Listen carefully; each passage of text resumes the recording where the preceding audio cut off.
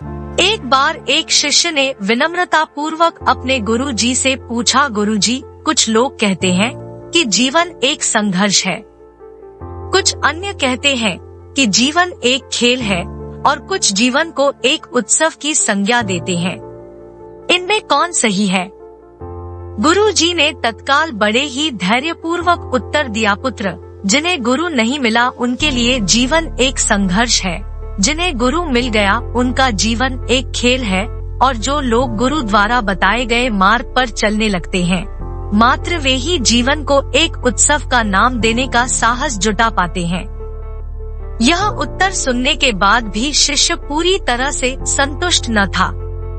गुरु जी को इसका आभास हो गया। वे कहने लगे, लो, तुम्हें इसी संदर्भ में एक कहानी सुनाता हूँ।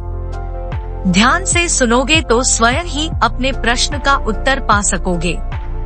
उन्होंने जो कहानी सुनाई वह इस प्रकार थी। एक बार की बात है कि किसी गुरुकुल में 3 शिष्यों ने अपना अध्ययन संपूर्ण करने पर अपने गुरु जी से यह बताने के लिए विनती की कि उन्हें गुरुदक्षिणा में उनसे क्या चाहिए। गुरु जी पहले तो मंद मंद मुस्कुराए और फिर बड़े स्नेहपूर्वक कहने लगे, मुझे तुमसे गुरुदक्षिणा में एक थैला भर के सूखी पत्तियां चाहिए, ला सकोगे? वे तीनों मन ही मन बहुत प्रसन्न हुए, क्योंकि उन्हें लगा कि वे बड़ी आसानी से अपने गुरु जी की इच्छा पूरी कर सकेंगे।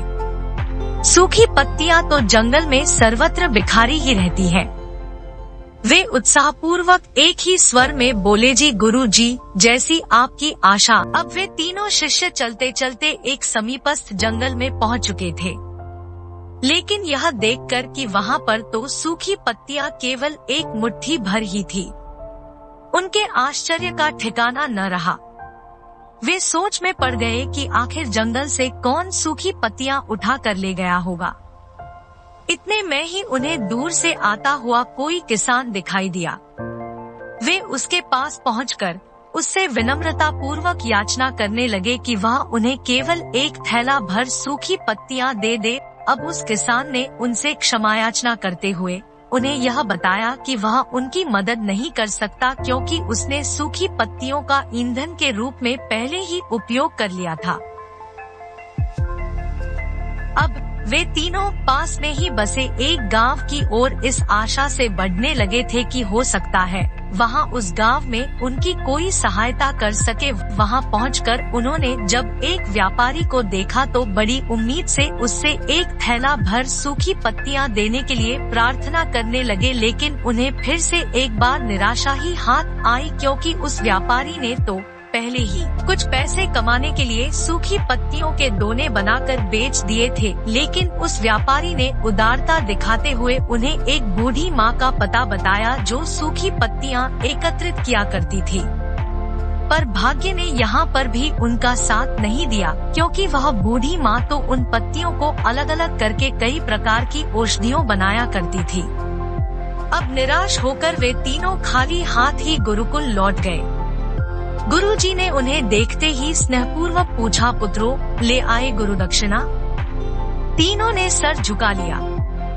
गुरुजी द्वारा दोबारा पूछे जाने पर उनमें से एक शिष्य कहने लगा, गुरुदेव, हम आपकी इच्छा पूरी नहीं कर पाए। बार हमने सोचा था कि सूखी पत्तियां तो जंगल में सर्वत्र बिखरी ही रहती होंगी, लेकिन बड़े ही आश्चर्य की बात है कि लोग उनका भी कितनी तरह से उपयोग करते हैं। गुरुजी फिर पहले ही की तरह मुस्कुराते हुए प्रेम पूर्वक बोले, निराश क्यों होते हो? प्रसन्न हो जाओ और यही ज्ञान की सूखी पत्तियां भी व्यर्थ नहीं हुआ करती, बल्कि उनके भी अनेक उपयोग हुआ करते हैं।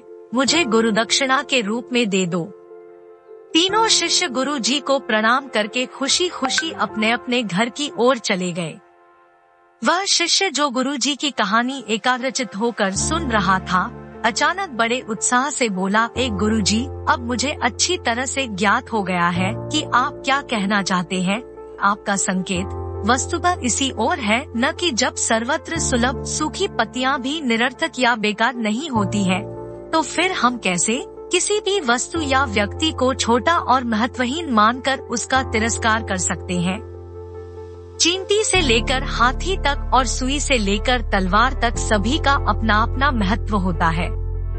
गुरु जी भी तुरंत ही बोले, हाँ पुत्र, मेरे कहने का भी यही तात्पर्य है कि हम जब भी किसी से मिले तो उसे यथायोग्य मान देने का भरसक प्रयास करें, ताकि आपस में स्नेह, सद्भावना, सहानुभूति एवं सहिष्णुता का विस्तार होता रहे और हमारा जीवन संघर्ष के बजाय उत्सव बन सके।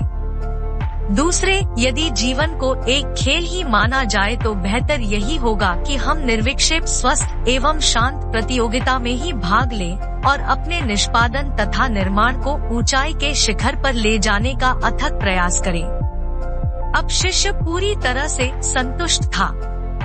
अंततः मैं यही कहना चाहती हूँ कि यदि हम मन, वचन और कर्म इन तीनों ही स्तरों पर इस कहानी का मूल्यांकन करें तो भी यह कहानी खरी ही उतरेगी। सबके प्रति पूर्वाग्रह से मुक्त मन वाला व्यक्ति अपने वचनों से कभी भी किसी को आहत करने का दुस्साहस नहीं करता और उसकी यही ऊर्जा उसके पुरुषार्थ के मार्ग की समस्त बाधाओं को हर लेती है। वस्तुतः हमारे जीवन का सबसे बड़ा उत्सव पुरुषार्थ ही होता है, ऐसा विद्वानों का मत है।